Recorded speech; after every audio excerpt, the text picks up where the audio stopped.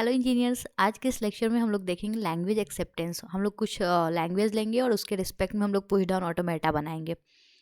ठीक है, तो चलिए स्टार्ट करते हैं हमारे क्वेश्चन नंबर 1 से। इससे पहले के लेक्चर्स अगर आपने नहीं देखे हैं तो go and watch please, that will be very beneficial for your semester exams.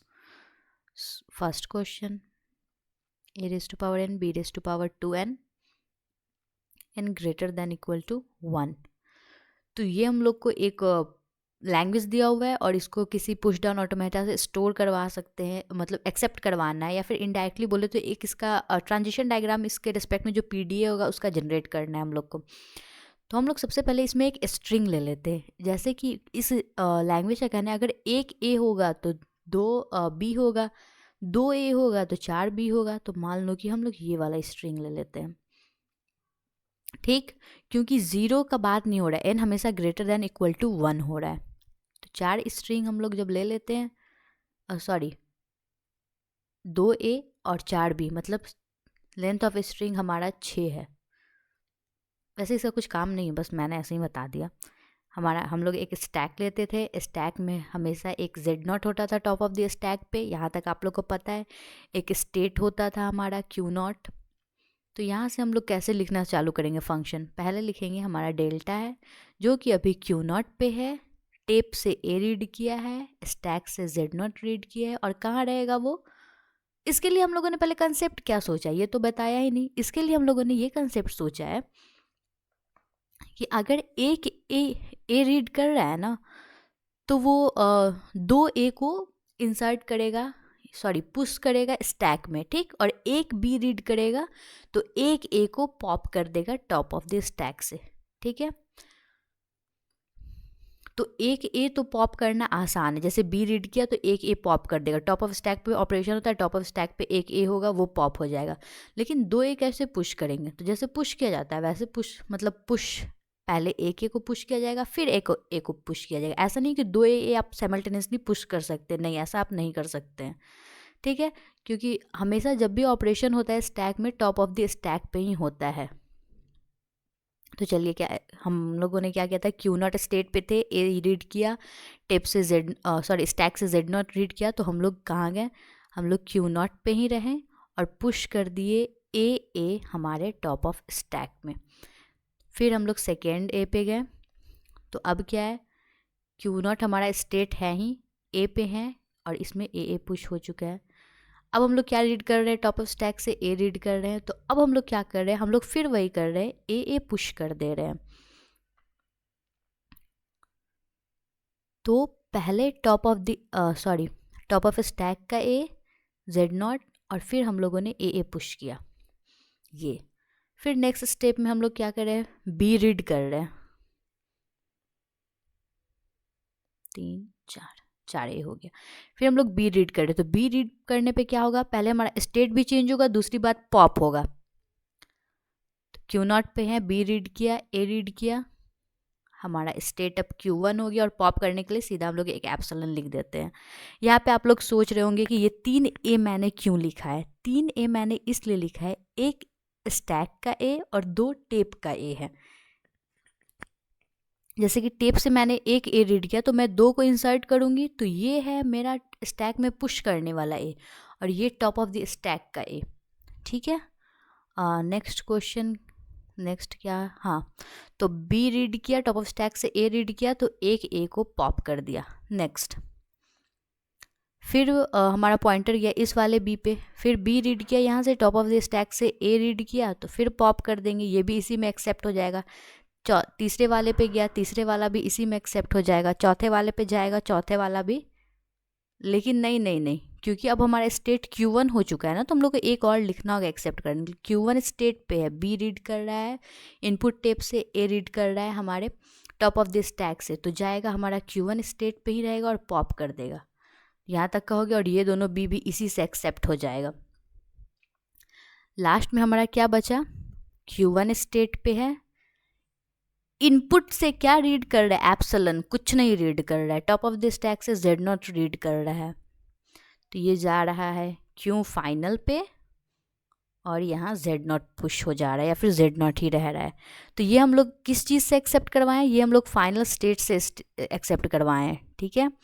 तो इसका हम लोग बना लेते हैं ट्रांजिशन डायग्राम, Q0, Q1 और Q फाइनल। Q0 पे क्या सीन चल रहा था देख लेते हैं। Q0 पे ये सीन चल रहा था कि A Z0 रीड करके AA A रीड करके AAA और B रीड करके नेक्स्ट स्टेट पे चला जा रहा था। तो खुद पे रहने के लिए पहले ये कर रहा था, AZ0 रीड करके AA पुश कर दे रहा था, AA रीड करके AAZ पुश कर दे रहा था।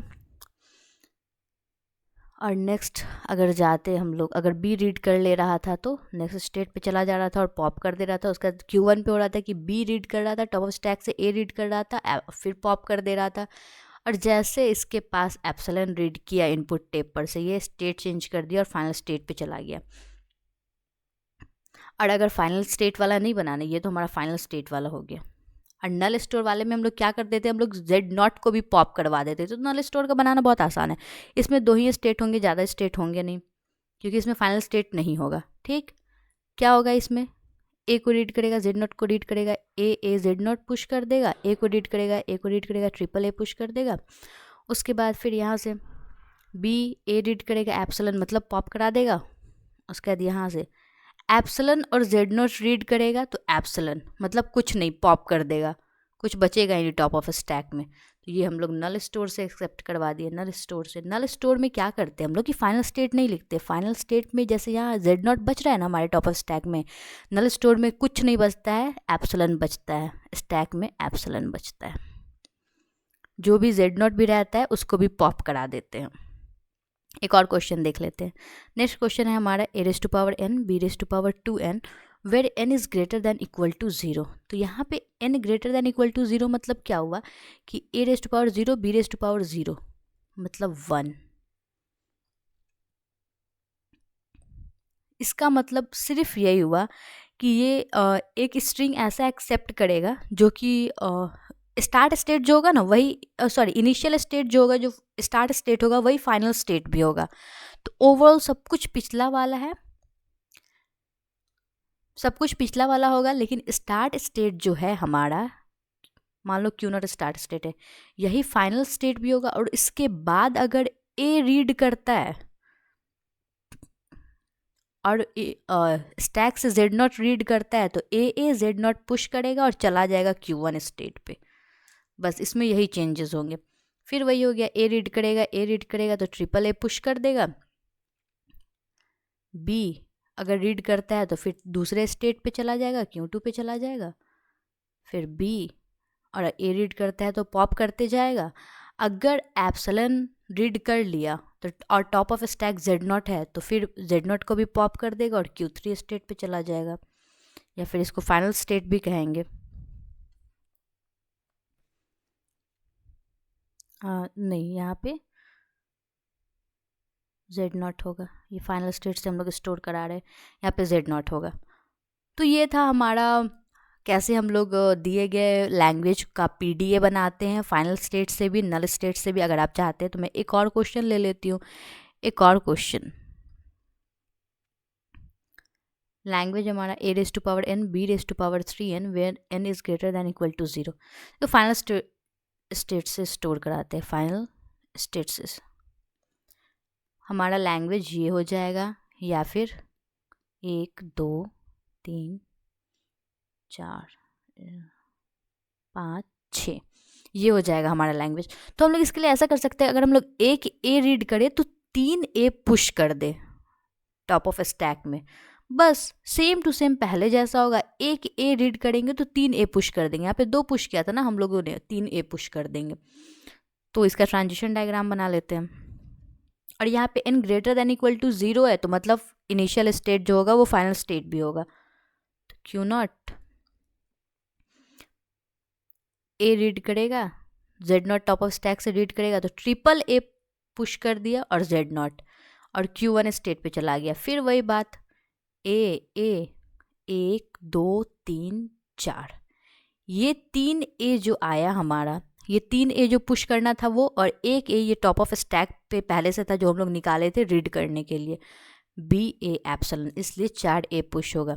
जब और जितना भी A आएगा उसको ये रीड कर लिया सेल्फ लूप में। उसके बाद आया बी ए एप्सिलॉन, जैसे बी आएगा नेक्स्ट स्टेट पे चला गया, वो नेक्स्ट स्टेट पे जाके ये एक्सेप्ट कर लिया, फिर बी ए वाला जितना आएगा, जितना भी बी आएगा और टॉप स्टैक से ए रीड करेगा तो सारे ए को पॉप करते जाएगा। जब ये हो गया, और जब हम लोग इनपुट सिंबल से एप्सिलॉन रीड कर रहे हैं और टेप से स्टैक से जेड नॉट रीड कर रहे हैं तो हो जेड नॉट हो जाएगा पुश, और Q3 हमारा फाइनल स्टेट हो जाएगा। इस तरह से हम लोग एक्सेप्ट करवाते हैं लैंग्वेज को PDA से। और एक लास्ट क्वेश्चन देख लेते हैं हम लोग। Last question, a⁻2n b⁻n where n is greater than equal to 1। मतलब क्या है इसका, 2a पे 1b है, मतलब हमारा स्ट्रिंग इस टाइप का होगा। अगर 1 रखेंगे तो ये, 2 रखेंगे तो 4a और 2b, इस टाइप का स्ट्रिंग होगा। तो इस टाइप का अगर स्ट्रिंग है तो क्या करेंगे हम लोग, एक को पुश करेंगे, दूसरे ए को इग्नोर करेंगे, फिर तीसरे ए को पुश करेंगे, चौथे ए को इग्नोर करेंगे, और जब बी आएगा तो पॉप पॉप कर देंगे। ठीक, तो कैसे करेंगे, तो इसमें हम लोगों को स्टेट लेना होगा।